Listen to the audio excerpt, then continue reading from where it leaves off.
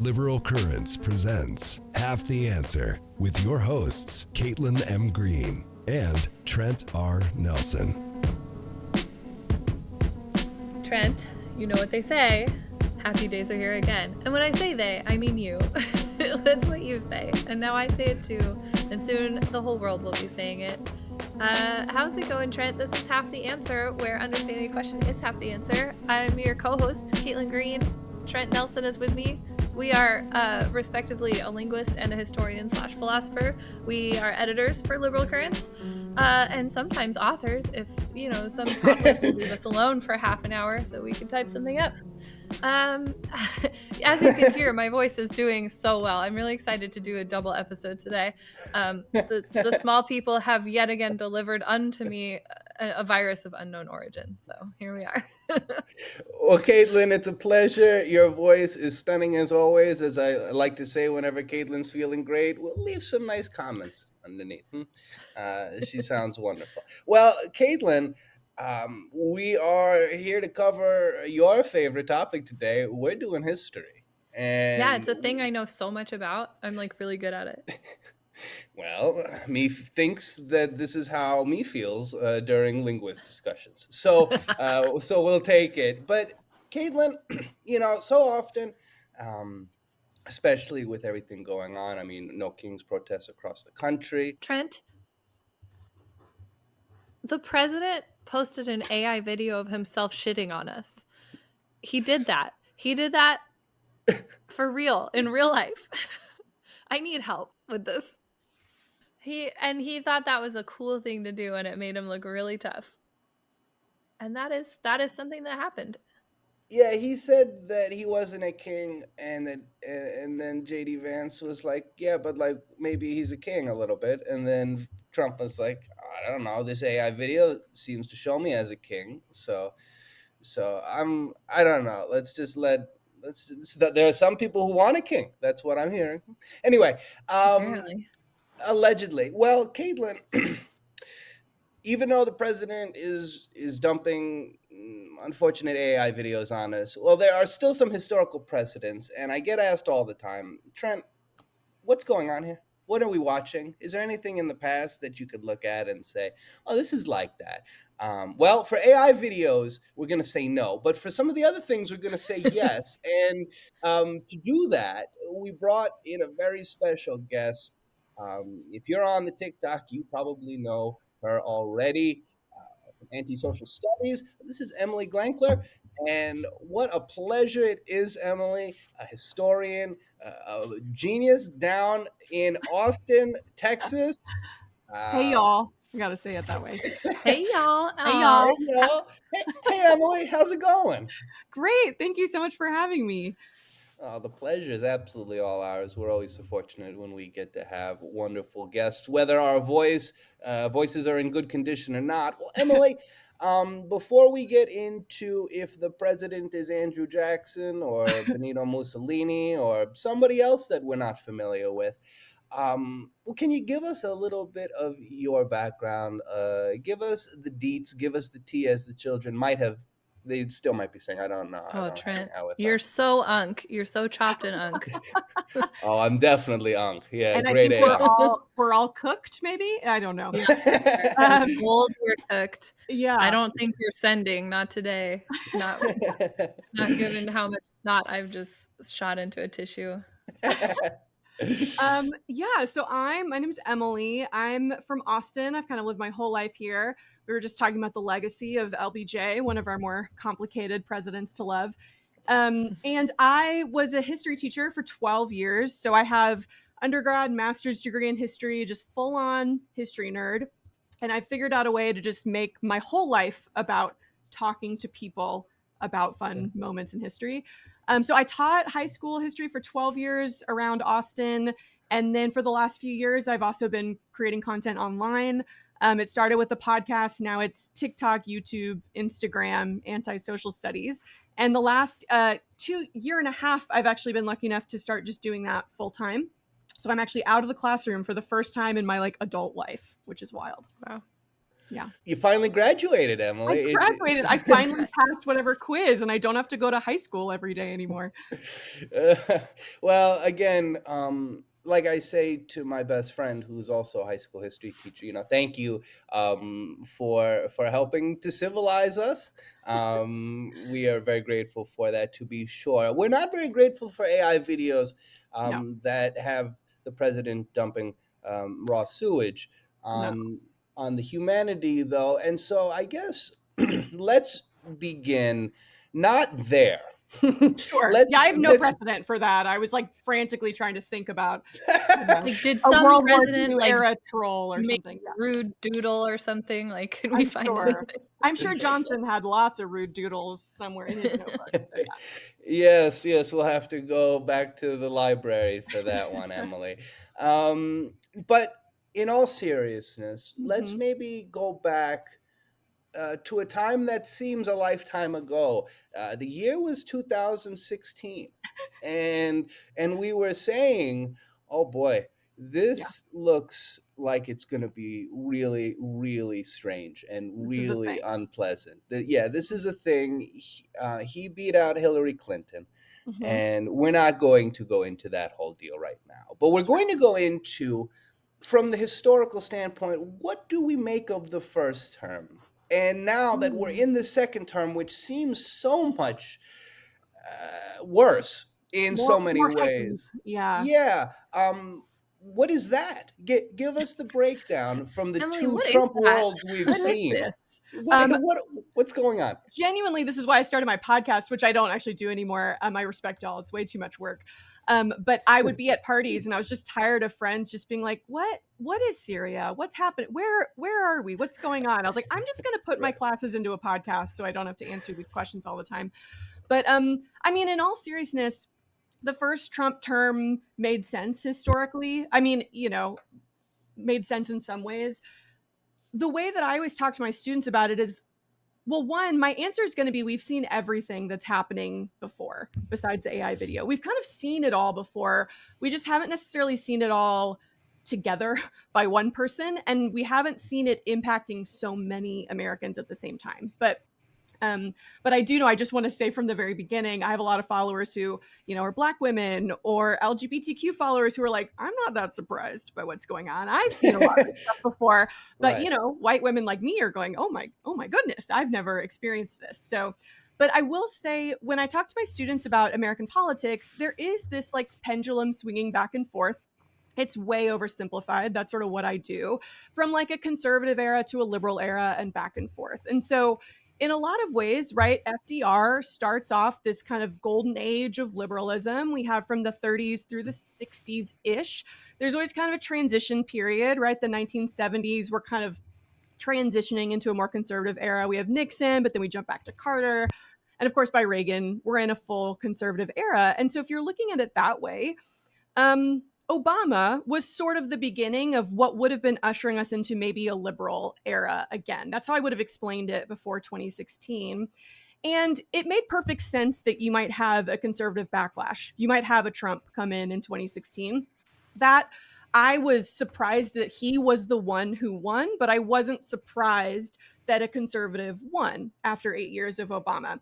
But what's new and what's strange about Trump's second term is that he's currently like artificially extending the conservative era, if that makes sense. Like, if you look at the statistics of what most Americans agree on, I think it'd be fair to say that most Americans agree in the moderate to liberal sense on abortion rights or marriage rights, that sort of thing. And so Yeah. it kind of would have made sense to now see us moving into a full on liberal era. Um, but Trump is using kind of new measures, or he's using old measures in new ways to artificially keep the conservatives in power. So that's like the first term I sort of expected. The second term and all the things that have been done so far in his second term seem to be something fairly new. Something fairly new, and something that seems, to me at least, to only be functional because of how the first term sort of played out. So Mm, the first term sort of seems, as you noted, this backlash to the liberal movement, right? This is Warren G. Harding after Woodrow Wilson. This is, yeah. Richard Nixon after Kennedy and Johnson, etc. Right? But it seems almost as though it was a practice round. It was Yes. like you go to the golf course and like you get a few swings in before the real work gets done. To And put it in terms that Trump would understand, it's like if disc he's golf. if he's watching, right? I'm sure I'm sure he's listening. Goddamn Trent. Yeah.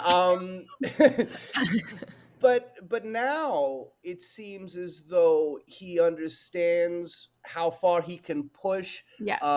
senators, how far he can push the judicial system. He sort of adopted this brazen style of, well, you know what? I don't really. Let's just do it. Right. And like the courts will deal with it, and they'll either say we can do it or we can't do it, and then we'll do appeals, and they'll either say we can do it or we can't do it. Right. But by the time that's all settled and figured It'll out, have been done. it'll have been done for Yeah. months, weeks, however long, right? Yeah. So now we go through Joe Biden, who, again, we would love your thoughts, Emily. Seems to me he's trying to sort of steady the ship. He's sort of Mhm. saying, well, we had this rough patch, and we kind of got outside of who we are, but now I am here. But that's all behind us. So We're back. all yeah. We did it, Joe. Yeah. We did Yeah. it. So what happens there that brings us Yeah. to 2024? Well, yeah, great questions. I think, and I think 2016 was a practice round.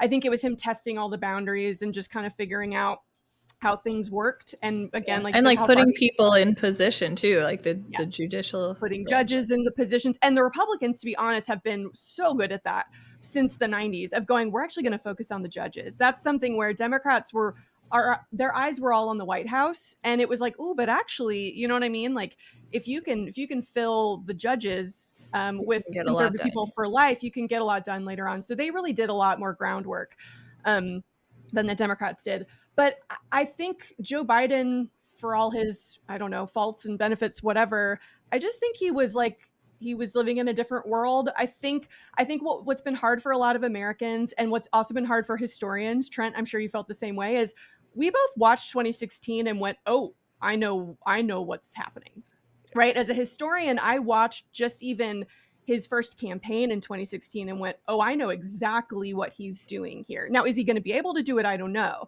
And I at least was made to feel a little crazy, right? Like, I would try to mention that to people and go, attacking the media and then creating an enemy out of, let's say, Mexicans and immigrants, that feels like out of a certain playbook. And everyone go, no, not here. That wouldn't happen here. Don't be dramatic, right?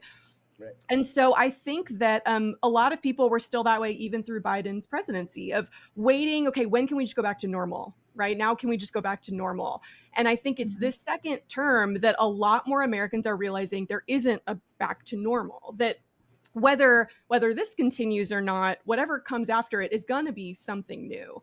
And that this wasn't just a little blip that then we can just kind of brush past, right? Right. It turns out that when things were normal, apparently conditions were right for this to happen. Yes. So we can't do that. Yeah, That going back doesn't to work. normal and going back to the good old days is always ever good for a certain group of people. But yeah, and so I think having someone like Biden, who really wanted to be this mediator and he wanted to, like you said, right the ship. But I will say, I don't think that if we'd elected a Bernie Sanders instead, I don't think that would have prevented what happened then in 2024. But I do just think maybe the other side would have been a little maybe more prepared, would have maybe been able to use those 4 years to kind of like batten down the hatches a little bit more, so that it would have been a little harder for Trump to just kind of bust in the way he's done.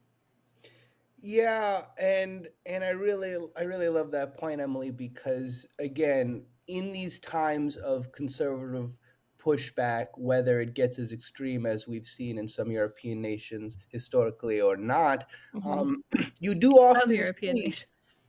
you do often see a statesman, let's say a Neville Chamberlain, right, from the old world, right, Yeah. the son of Joe Chamberlain, right? Oh, Biden is Neville Chamberlain. Yeah.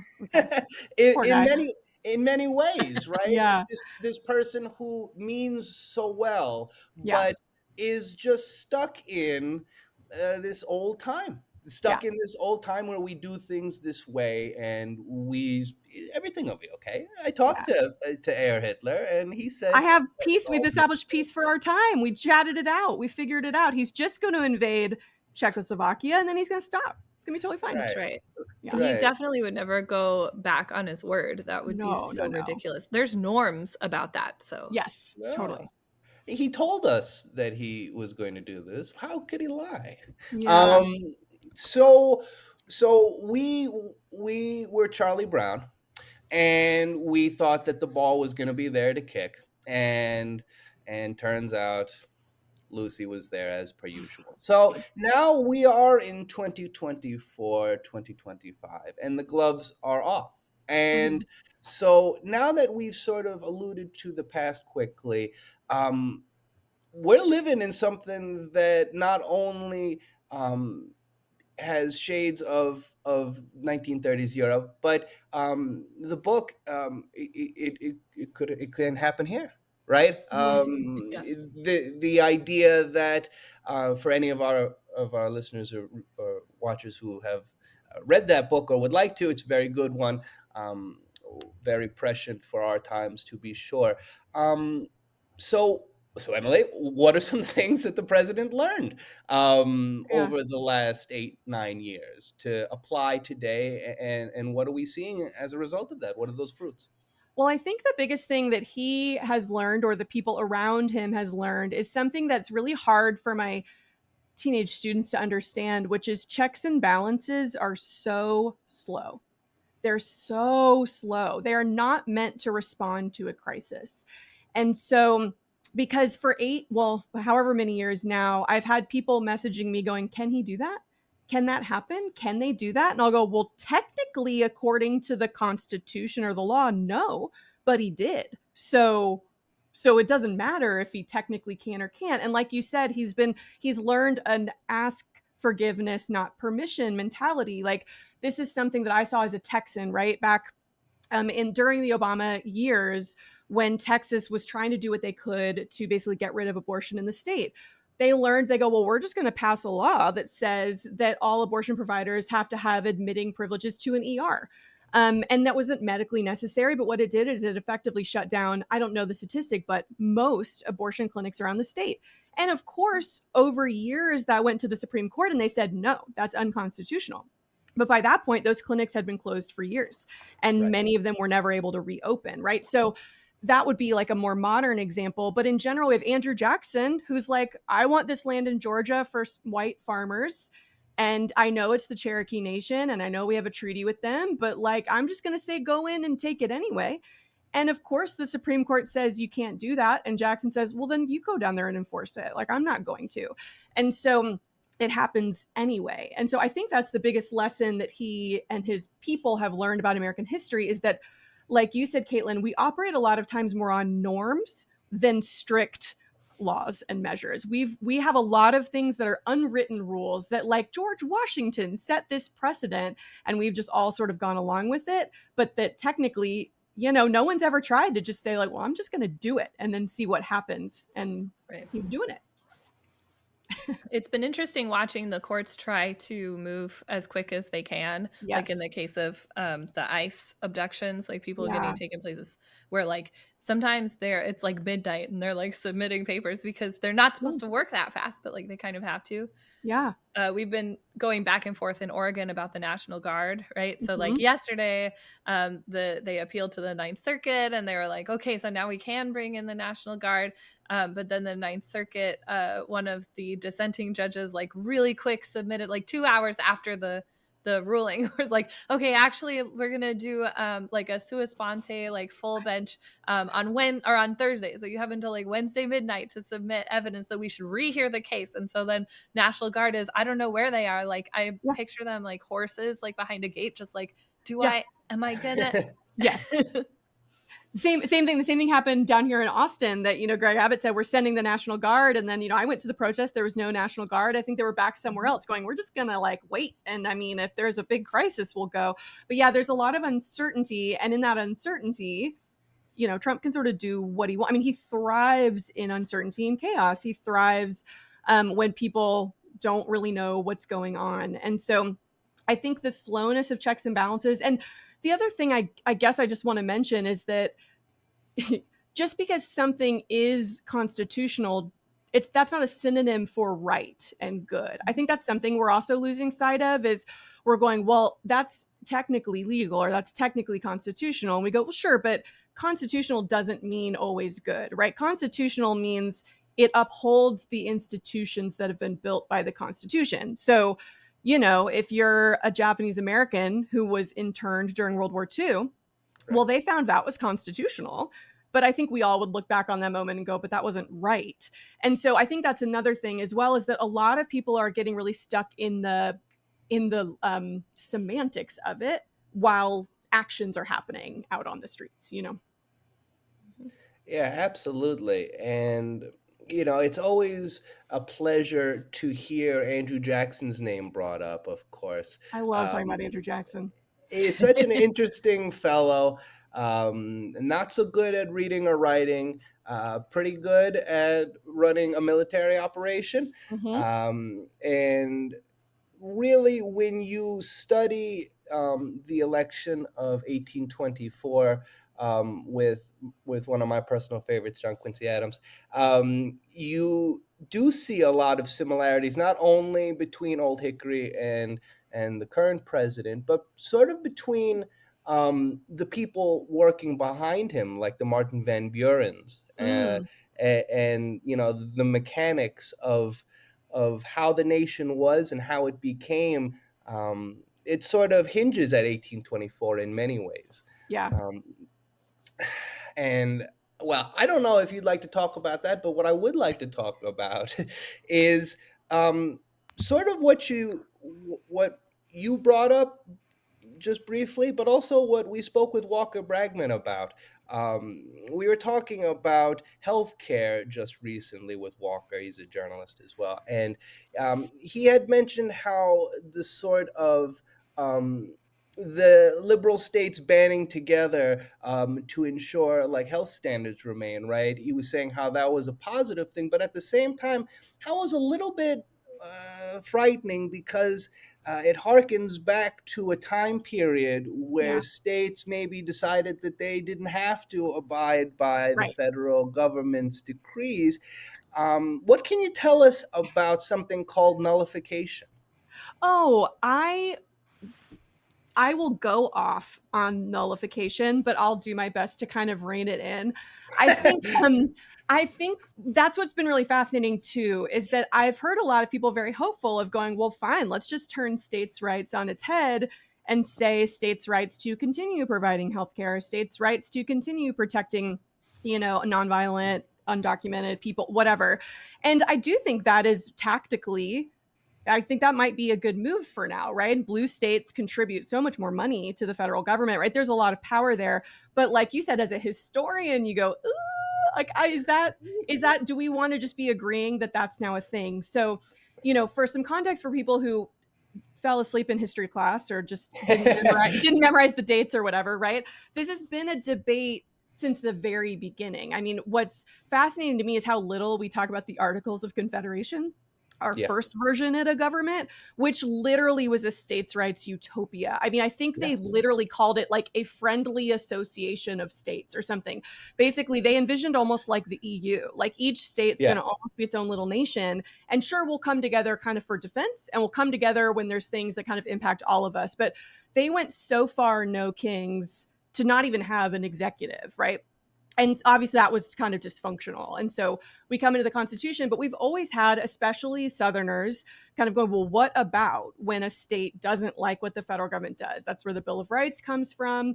And from the beginning, that we had these like Kentucky and Virginia resolutions that were basically just, they were positing, like, I think that it is possible for a state to basically say no and nullify a federal law if they want. I think that's one of our checks and balances that should exist. And to be fair, we were sort of sorting out all the checks and balances in those early years. Like the Supreme Court didn't have the power to declare a law unconstitutional. They just sort of decided that, right?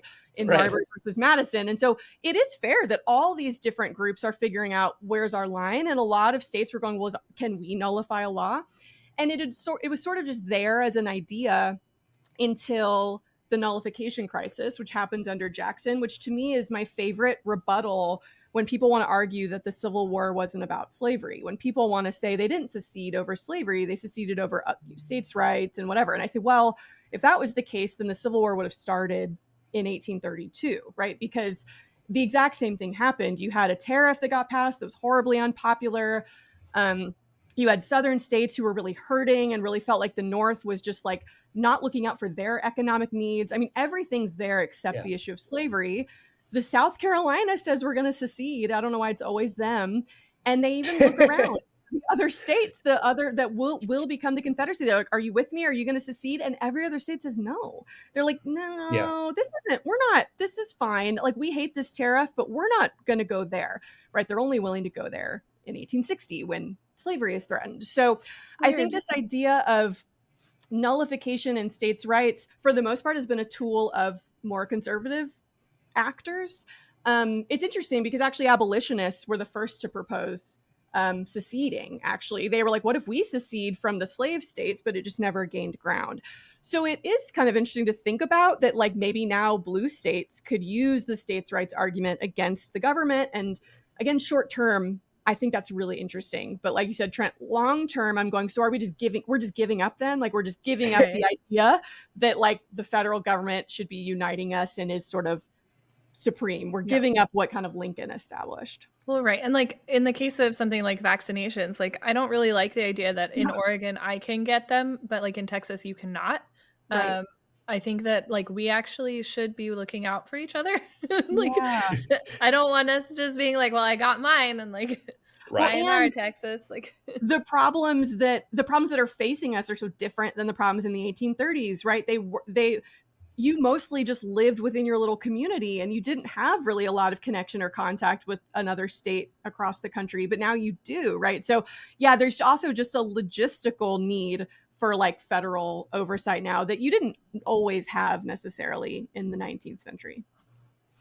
Right. And so John C. Calhoun's great attempt at, well, in the words of some historians, at pushing away secession through nullification. This is sort of his idea to save the Union. Being a unionist before, a sectionalist.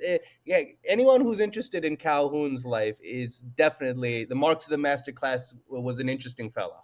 I need to read his bio because every time he pops up, it's not where I expect. So yeah.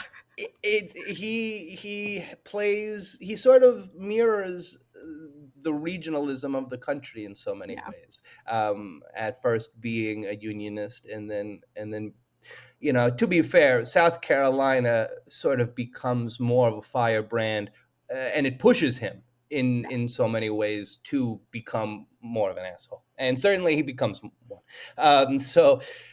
But that's all to say. Now we have a president who is pushing us back towards these questions and these discussions.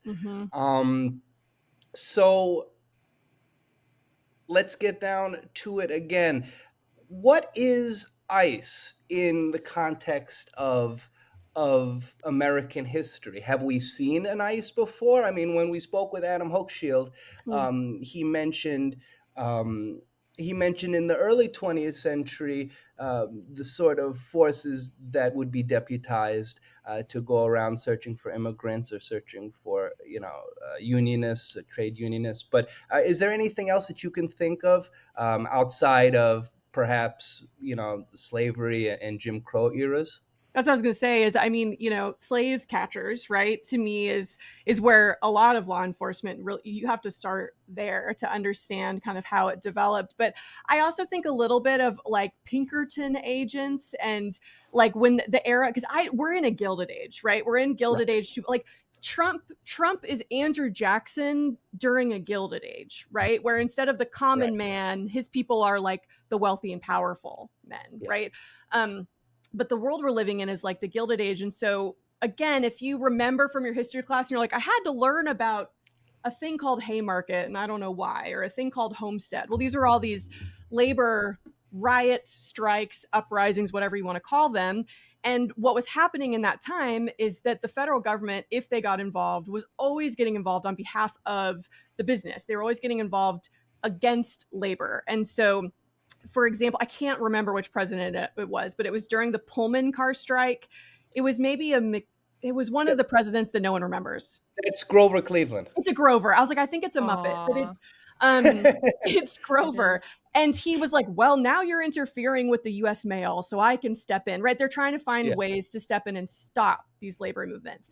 And I think that would be, I mean, it's not, well, it's violent, but it's more contained into just like certain areas. But that to me seems maybe like a comparison that we could make. Well, it does. And it's interesting when we get into the 19th century, into the Reconstruction era, because we also around that time period happen to see a sort of nativist surge, a Yeah. surge in this sort of fear of externals, a fear of Jewish or Italian immigrants, of Slavic immigrants. What echoes do you see here today from those periods of blaming others Yeah. for the American state? I mean, that's one of the underlying continuities in American history, right? Is the fear of the other. We have to define our nationalism by what we're not, because we are a quote unquote melting pot in a lot of ways. Like, we were created out of nothing because the indigenous people were not in the equation anymore. And so we really are almost like this blank slate of people that have come from other places and they're trying to make something new. And we have to go, so what are we? And we're like, well, I guess we're white. I guess we're Protestant. I guess, right. They're looking around trying to figure out there's not really a shared history otherwise. And in, 1700s. And so it's always been the easiest way to unite is to go, well, we're not them. Right. And it's funny, like, I think it was Thomas Jefferson who has quotes about fear of German immigrants coming in and that Germanic culture is going to take over if we're not careful. So it's always been someone. And it's just, and that's also, we've kind of constantly redefined whiteness to kind of decide who gets to be in the in group and the out group, right? So, Italians weren't white until they needed to be white, that sort of thing.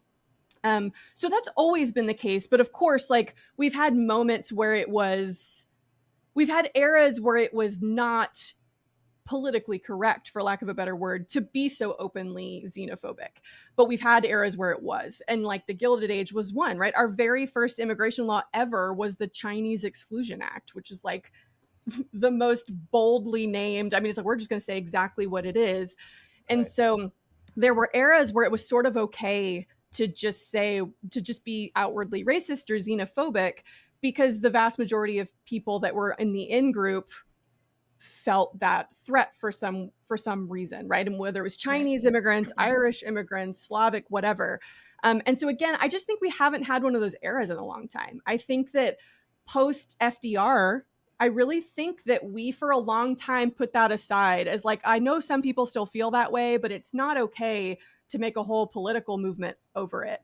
And so it's been a while since we've had one. And clearly there were a lot of people waiting around for like the ability to say these things again. Right. Well, like, and after the election this time around, there were all these articles where people were quoted being like, oh my gosh, I'm so relieved. Like, I can say the R slur again. And it's like, why were you just waiting until you had permission? Like, it's hard to imagine that people in your community, in your life, are just waiting, quietly until it's okay.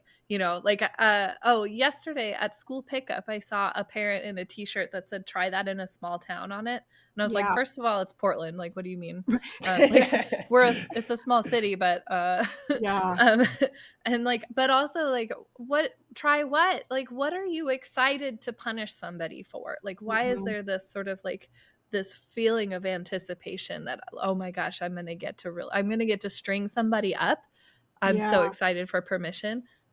And that's when people talk about like make America great again, the good old days, the golden age, whatever. It's like they could say it was about economic growth, but for most people it wasn't. For most people it was about feeling like your culture was the predominant culture and that you were able to say the things you wanted to say, whether it was in Jim Crow South or it was anti-immigrant rhetoric or whatever, right? And so yeah, I think that we just haven't had it said so brazenly in a long time, since maybe FDR, and then since kind of civil rights we've gone, well, they've racists have had to get more creative for a few decades, right? Of like, well, it's not about race, it's about this other thing. And I think it's a relief for a lot of them to go, oh, it can just be about race again. That's so much easier. It's not, I don't have to say culture or like upbringing or like, you know, whatever else. I have a little question about like the propaganda, because I'm seeing out of like the DHS social media, the art style is extremely like 1930s German. Like they're making these, they look, the pictures are in the same style, right? And they keep having phrases like defend your homeland, defend your culture, right? Why are we doing 1930s Germany? Is there a time in America where like that's been an aesthetic that we were borrowing from? Like, what's going on there? Yes, but it seems like such a strange choice, right? It's like, and that's what I mean. Like, they're not even trying to hide it anymore. You're going, you can make a Gilded Age style, Boss Tweed style cartoon, but you're not. You're going for like Soviet or Nazi level propaganda. But I mean, I will say, man, you go back and look at World War I propaganda posters. Yeah. Woof. They are, I mean, they're either so patriotic it like makes your stomach hurt. You're like, God, it's so like overly like for freedom, whatever. Or it is like, I just think I picture the one of like the Hun, right? Yeah, everybody thinks of that one. Yeah. Yes. And it's like, so we've had that before. Maybe not the exact style, but that idea. But again, post World War II, we all went, okay, we can't do that anymore. We don't want to be associated with those groups anymore. And again, I guess about 100 years have passed and some groups have gone, you know what? It's fine again. We can draw inspiration from them. Yeah. Like when we talked to Rebecca, right? The 1930s is about when all of those eugenics foundations rebranded to like family planning. Yes. They were like, oh, this has a bad PR stink on it, so we gotta fix that. Hitler in a lot of ways, when I taught world history, I would say Hitler kind of ruined imperialism for everyone else, because it was all of a sudden like, shoot, we all fought, you're the British and you're fighting against Nazi imperialism, well dang it. And so you have decolonization, but we got to figure out another way. So the Cold War is like, let's figure out another way to do imperialism without it being taking land the way that Germany did. Right? Yeah, that's ugly now. That has a stink on it. And now today we have like Jack Posobiec looking Trump dead in his weird little eyes and being like, oh yeah, Antifa, who we hate, has its origins in Weimar Germany. And you're like, I don't know what to do with that, bro. Being anti-Antifa is a wild take. Yeah.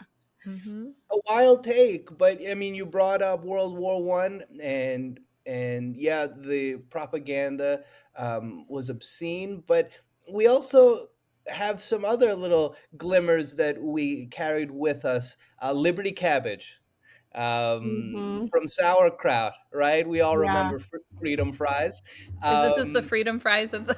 It is. Yes.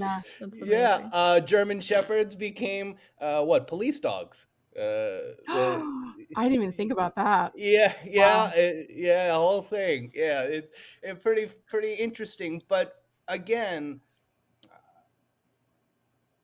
we see these sort of recurrent episodes in American history, and you brought up the fact that maybe we forget about them. Maybe they don't happen for so long that we sort of forget about them. But you also brought up something else that I always find an interesting sort of take in America. The racists have had to get more creative. And they did get more creative thanks to people like former Georgia Senator Richard Russell and somebody named Lee Atwater. Senator Richard Russell was... he was the son of the South. His grandfather, I believe, was a judge, and he became the senator of Georgia. and he became the leader of the Southern Democrats, which were essentially the racist, the most racist people that you know. But Richard Russell tells I believe Senator Bilbo of Mississippi at the time, he goes, "You can't be saying the N word all the time, pal. Like, you can't be going out there and just saying all this bullshit because it makes us look stupid. Yeah. And we got to figure out a different way." Who is Lee Atwater, and I and have how ideas. I'm and curious. and how does he sort of further something that people like Richard Russell, and many older people in the Nixon administration, were sort of already pushing for and seeing? Well, I was just thinking about that famous quote by Lee Atwater where he was like, well, we used to just be able to say the N word over and over again and that would like get people going. And now we have to, you have to say things like forced busing, and like Yes. higher taxes and things. And so I was like, oh, actually, like if he had a Twitter account, he would be Chris Rufo. He would be the guy who's like out there being like, we have frozen their brand. Like we are going to connect the idea of like it being okay to not be white to like all the craziest stuff you've ever seen happen. And that way everybody will just like accept our way of thinking. Yeah. And who was and the so, guy? That was my first thought. Who was the guy who like originated the critical race theory thing? I remember this, right? There was a guy. Yeah, that's him. Like, that's him. Okay, then yes, I 100% agree because that was totally this like tactical move of going like, well, let's just call it something that sounds kind of scary and elitist and too intellectual and whatever, and then people won't really know what we're talking about. Yeah, I 100% agree then.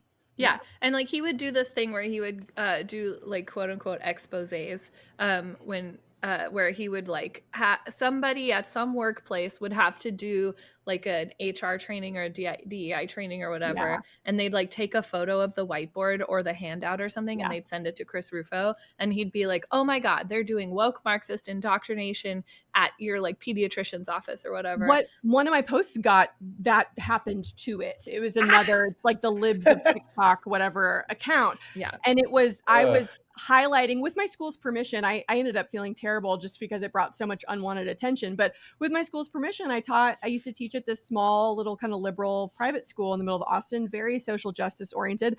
And one of the things they did that I love that they still do in some ways is they celebrated MLK Day by coming to school and having like a day of learning and activism and community involvement. And it was really beautiful. And so we would plan the morning and we'd have all these sessions. We'd bring experts in to talk about different things. And then they'd go out in the community and they'd work at a food bank or something like that.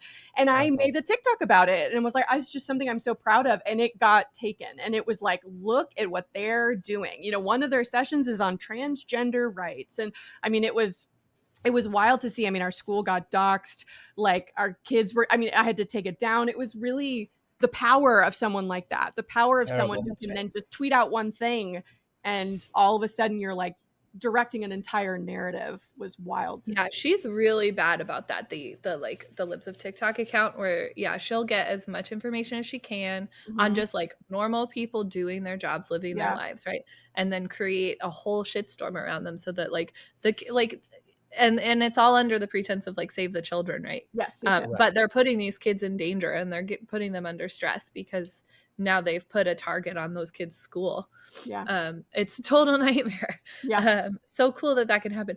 What is there anything like that feels very internet age, right? That there could be this like blast of information that goes out to lots and lots of people to be like, here's an enemy for you. Like, is there anything that you can think of in the past where like that kind of tactic existed, even if they didn't have the reach that like a Libs of TikTok has? That's a great question. I mean, in some ways, no, like the just immediacy of the internet is just so new. But of course, like I think about, I just finished making a video on McCarthyism, right? And the label of a communist being just sort of this, you're blacklisted, right? From certain industries. I mean, that comes to mind for sure of how during the Cold War, we could just have this one word. We could just say that's communist. And that just meant it's bad and not something we want to Which is encourage or extremely support. happening now, right? To be Right. like, oh yeah, It's that's still Marxism. 100% happening. Yeah, I think the word woke now is almost Right. that. Yeah. Right. And that, of course, the McCarthyism is the second Red Scare, Of course. right? Which intimates a first Red Scare, which means that, yeah, approximately every, 30 to 60-ish years, Mhm. we are kind of getting into this, like, okay, like we Right. have to like regard ourselves. We have to like as you know, Emily, like redefine our parameters. Like this Yeah. is what we're not. And to Caitlin's point, bringing up Chris Rufo, also bringing up, thank you, Caitlin, the Lee Atwater anecdote, the famous one, right? You see um, this sort of move, like we were talking about, from liberal to conservative to liberal, from like blatant to meta to like more blatant again. Right. Yeah. Like at first we can say like black people shouldn't be doing this. Communists need to get out of everything. Right. And then Yeah. it kind of becomes like, well, like maybe we need to rephrase that. Maybe it's just like my children should get to go to the school that we want to, and that like Right. taxes are too high for me. Right. But now we Yeah. sort of come back to like, maybe it is like communists and black people. And like, have you Right. thought about transgender people? Right. Yeah. Well, So, and if we're talking scares, right, the lavender scare, Yes. like right. libs of TikTok feels like a real like 21st centuryification of that. Well, you know what? That's such a great point, Caitlin. Emily, the second Red Scare, Yeah. McCarthyism. Yeah. It's not the only scare that's going on during that time, and yet historically it's been like the primary scare that we discuss. On this Mhm. program previously, we've talked about the satanic panic in the Oh, yeah. 80s. We Mhm. get all over here, right? What's the lavender scare? If I you would could? love to tell you. I just did my video on this. Because that's the thing people forget about the McCarthyism is it didn't work. Like he didn't find a single communist in the government. You know what I mean? It just didn't work. But what it did work for, maybe inadvertently, was basically getting thousands of gay people out of their jobs, right? So what happens is that during McCarthyism, and this is something that's so hard to explain to young people who aren't, you just can't even conceptualize the Cold War fear and just how bad the word communist was. But the idea was that if you, at the time, it was scientifically argued that gay people it was a mental illness, right? It was in the DSM as a mental illness, and it was a sign of like weakness in your brain. And so there's then an argument of going, well, if there's a weakness, then communists can exploit that weakness, and they might be more prone to these arguments and these spies, and also they might be prone to blackmail, because what if a communist spy wants to out them as gay? And I would go, well, you could just not make them gay a crime, Yeah, and then that if would you eliminate didn't that stigmatize motivation. it, then Right. it wouldn't be an exploit that they could use. What do I know, right? And so what happens in the Red Scare instead is they're looking for anyone who's different, anyone who's other, anyone who seems like not normal, right? And so all of a sudden, if you're a gay man who's been living with another gay man as your roommate or whatever, all of a sudden you're terrified that your name's going to get brought up and people are going to start to look into your life. And so we know that there were at least hundreds of people that were fired for this, but then there were thousands who just left their jobs. We're like, it's not worth it to me to have this government job to then risk being outed to society. And then, of course, Eisenhower signs an executive order that says basically like no gay people in the federal government. It was sexuality was one of those categories. And I think that was undone in the 90s, I want to say.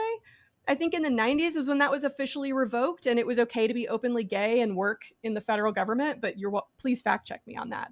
So it's interesting because you talk about McCarthyism, let's root out the communists. They didn't find a single one, at least in McCarthy's investigations, but all these other marginalized groups that are having to live on the fringes are the ones that get punished always, right? Now this brings us to another topic. When you do enough episodes, Emily, as you know, like you kind of hit them all at some point. So then Yeah. whenever I somebody want to brings see up if you're something, going to bring up the same one I was thinking about. Let's see. Should we do well, like a 3, 2, 1? I was down 3. Yeah. 3, 3, 2, 2, 1. 1. AI as a political project.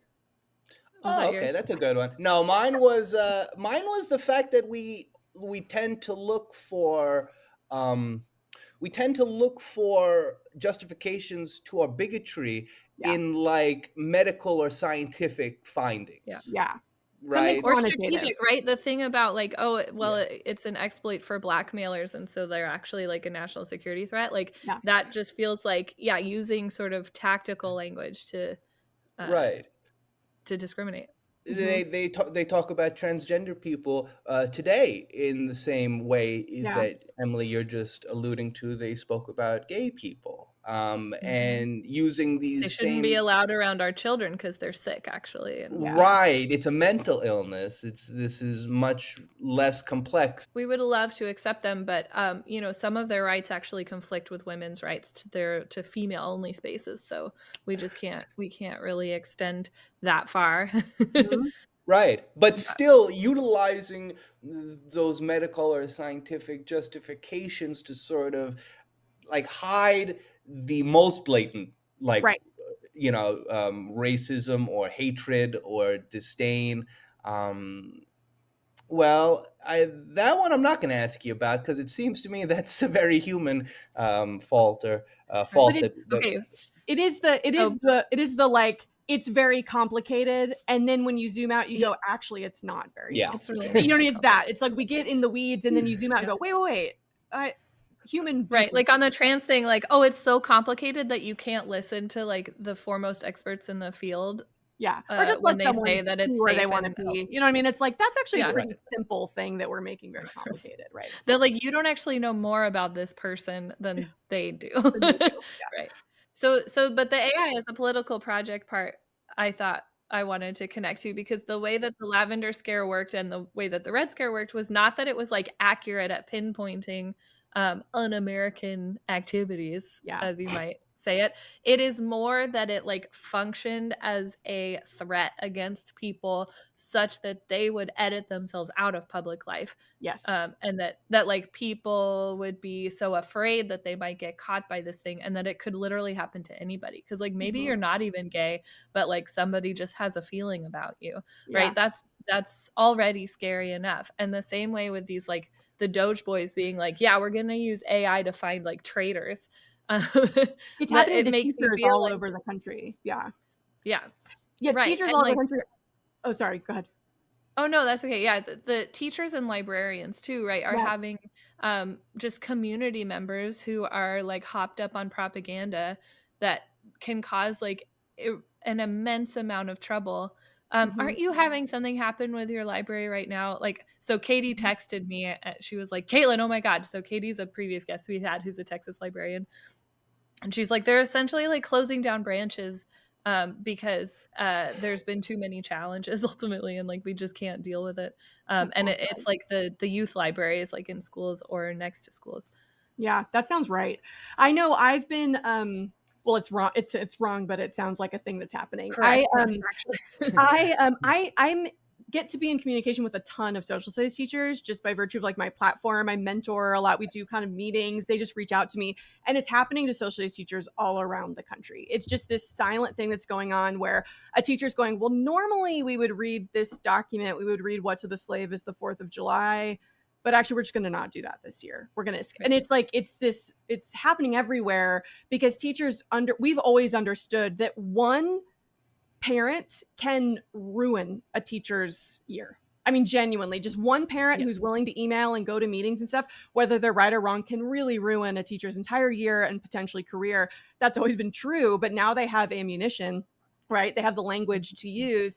And so I know that that's happening with really good history teachers all around the country. Is they're having to weigh every day. Is it worth it to me to say this thing that I've always said or to teach this thing I've always said if it might mean this other firestorm comes along? And some are still doing it. But again, like you said, the fear of like one person sends one email and then it gets posted. One kid pulls out a phone and records you in the wrong moment and it's all over. And so, yeah, it's this silent, like no one's actually doing anything to you, but it's the fear of it being done that It is could the happen problem. at any point. And it could be that they like got you or that they just made it look like they got you, you know, Exactly. and like And what does got you even look like? Because if it's teaching something like what to the slave is the 4th of July, like isn't that you have to know that one for like AP Yeah. tests? Like, There are Yeah. certain ones that have It's like- become, but it's one of those where I always had to determine where my line was. And I was like, I would always just think, I'd go, would I be okay if this got me fired? And I'd go, I'd be okay. I'd actually be pretty proud. Like if someone said, Right. why'd you get fired? And I said, it's because I had them read a Frederick Douglass speech. I'd feel pretty good about that. Right. So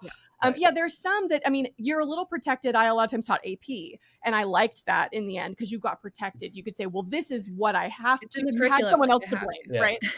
But in a lot of ones, I also taught on level US history where I could kind of teach it the way I wanted. And that was scary because every choice was mine. Why are you spending a week on this and not on this? Right. Right. Mhm. Yeah. And again, Yeah. like this is like a version of like the tyranny of the majority that Madison sort of like is afraid of to some degree.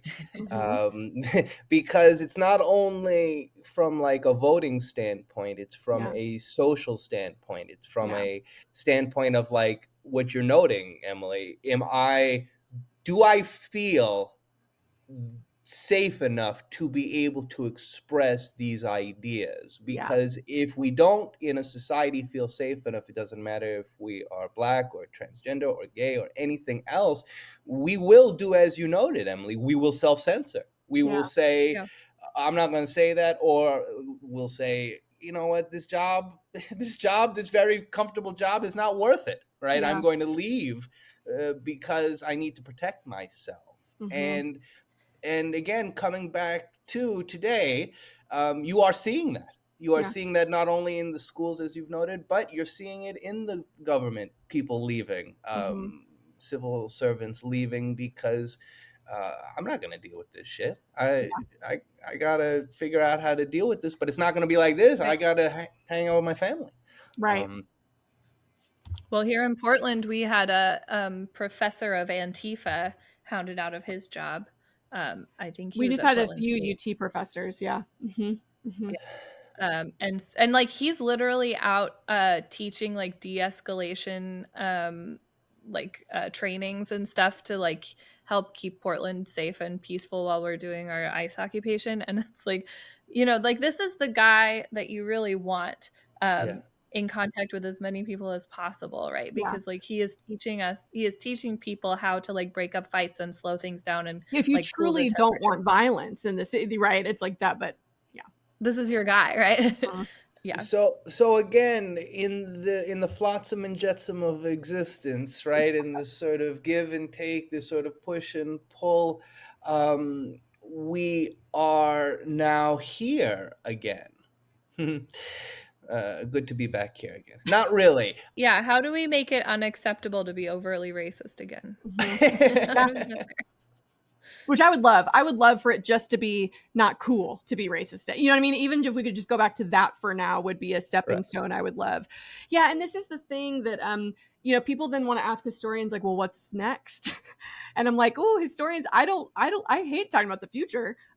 Because Right. I don't know. But I can tell you that like if I look back at previous times, I look back at, I mean, you've brought up World War I a lot, and I'm so glad because World War II gets so much more PR and Yeah. press, and we should all be talking about World War One. Like World War One is the era we're living in right There's just now. so It many was like movies about it. global. I mean, Tom Hanks, I think, is part of the problem, and I love him, but he's made so No, because many. he's obsessed. He I'm like, is. could you make one movie about World War One? It'd be incredible. Because I mean, World He's War like One. everybody's uncle. He just has 1,000 World War II books on his Yeah, bookshelf. and I I'm love him, dead. but man, shift your focus just one more, or Vietnam even, but World War One is the era we're living in, right? I mean, it's like we had racial violence. We were right at the tail end of a global pandemic that like disrupted society. The Roaring Twenties is this cultural clash between urban and rural. I mean, that's the Right. era we should be studying.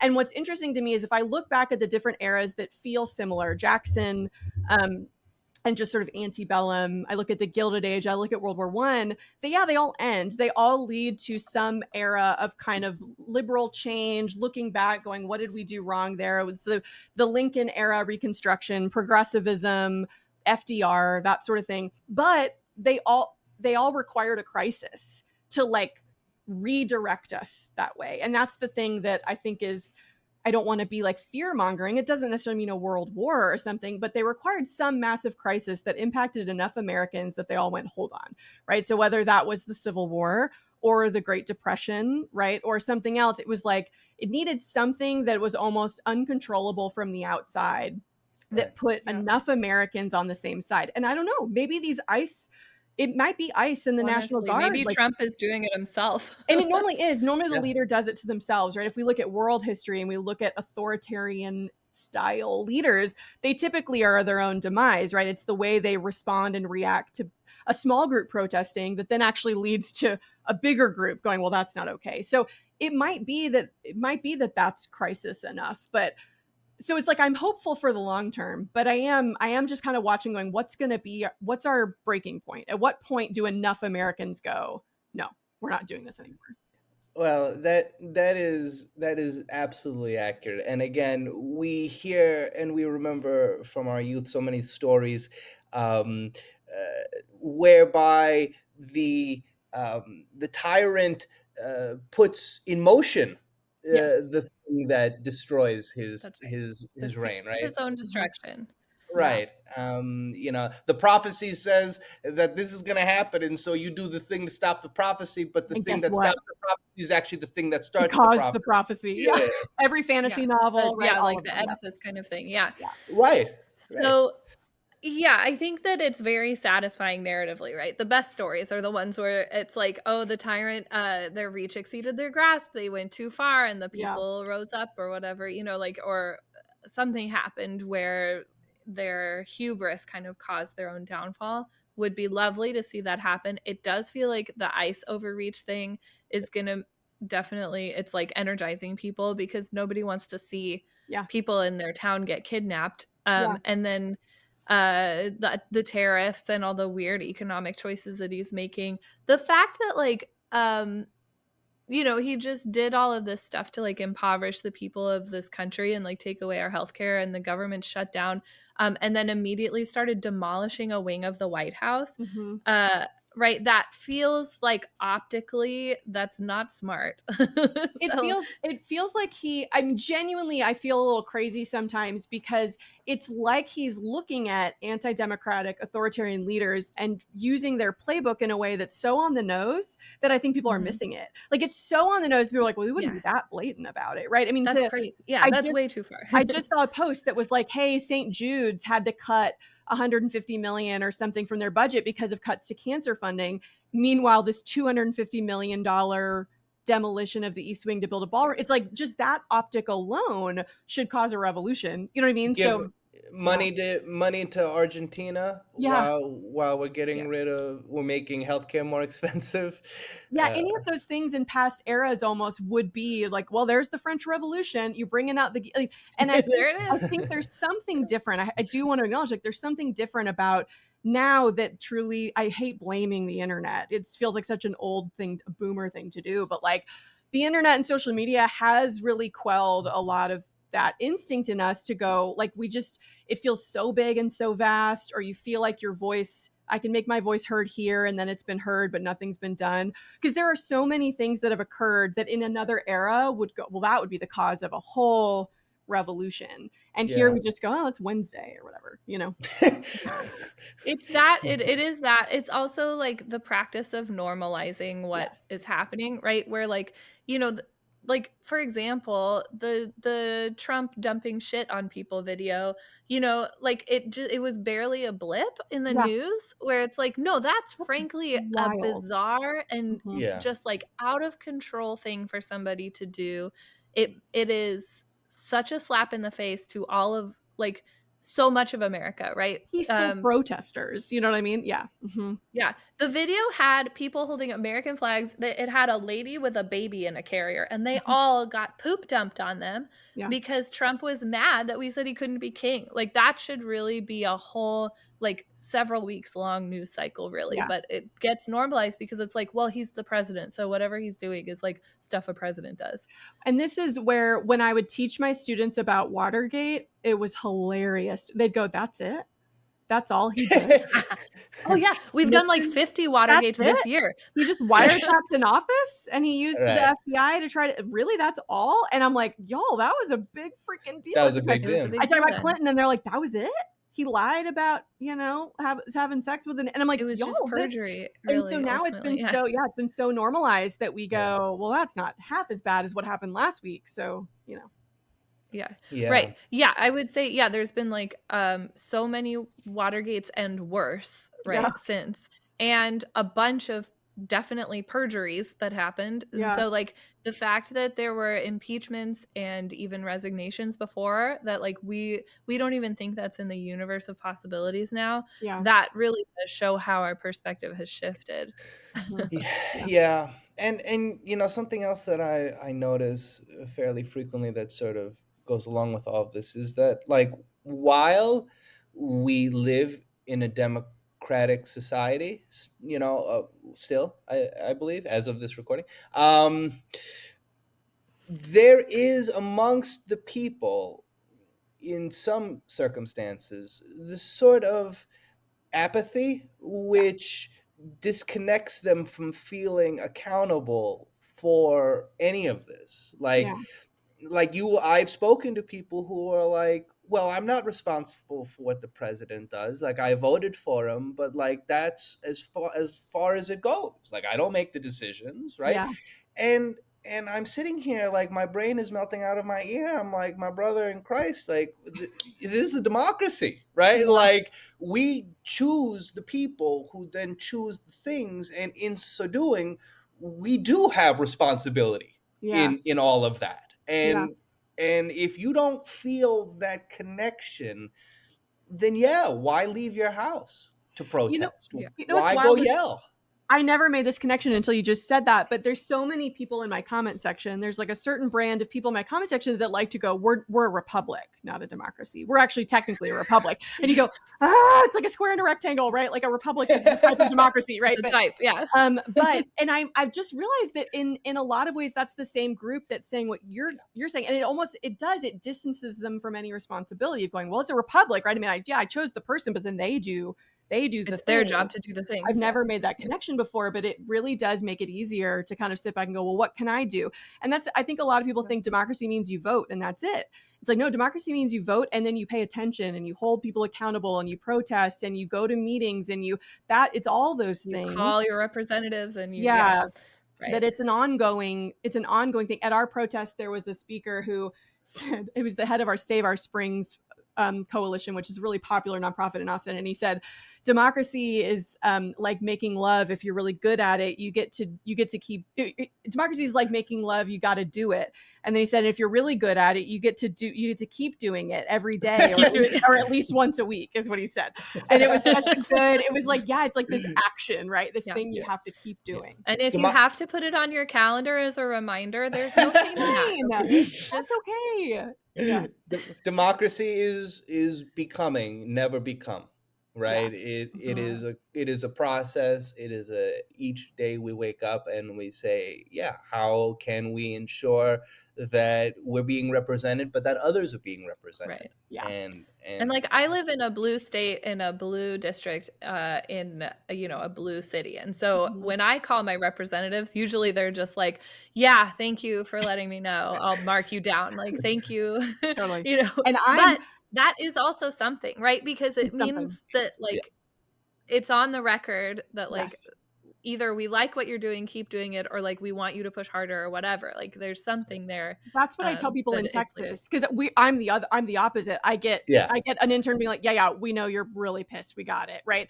And again, or no one answers and you leave a message and it's going nowhere, but you go, but it's on a record somewhere that this many calls came in, and it's like, that's something. It's better than nothing. That's right. You're a tally in a spreadsheet, at least, of like what's the sentiment.